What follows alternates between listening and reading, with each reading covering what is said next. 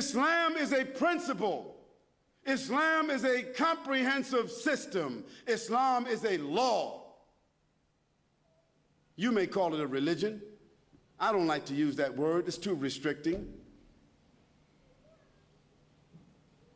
When we say religion, a whole lot of things just come up in the mind from all the movies and books and things that we've read. Religion seems like kind of restriction, like a suit you might wear, like going into some place like it might be to some people virtual reality. You've heard of that, right?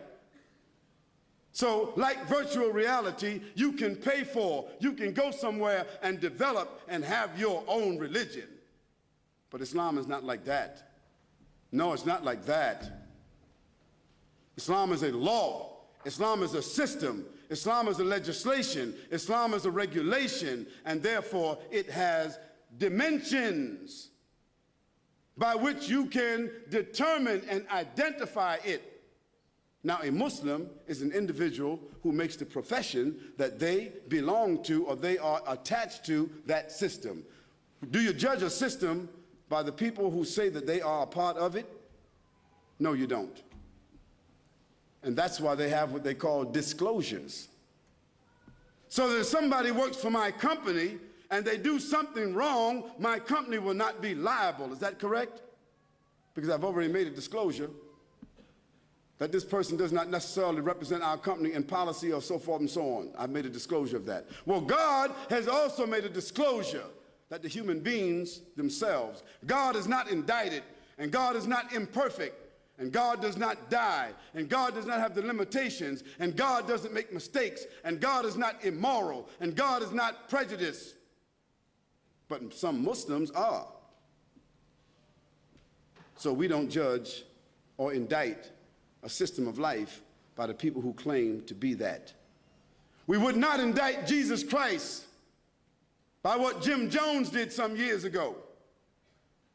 We would not indict Jesus Christ by what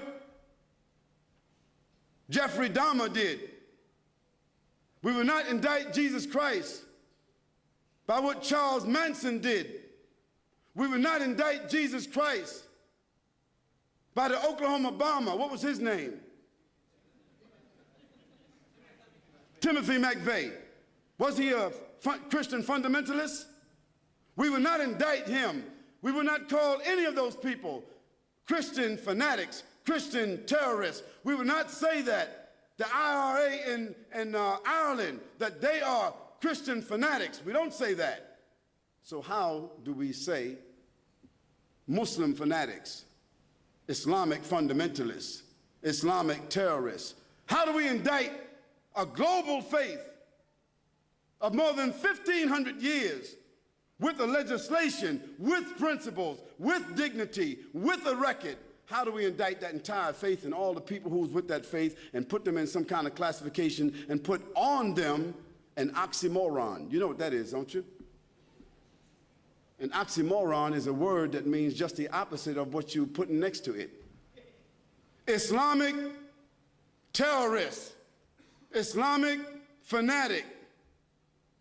Those are oxymorons.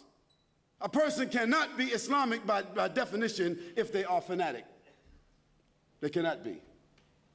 Because Islam is a system of peace, a system of submission and surrender to God, a system of dignity.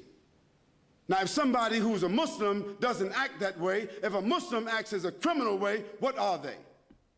They're a Muslim criminal, is that correct? If a Christian doesn't act the way Jesus Christ spoke, how he lived, and his message, if a Christian commits a crime, what are they? A Christian criminal. A Jewish person commits a crime, what are they? A Jewish criminal. A Buddhist, a Hindu, or anyone else that commits a crime, they are what?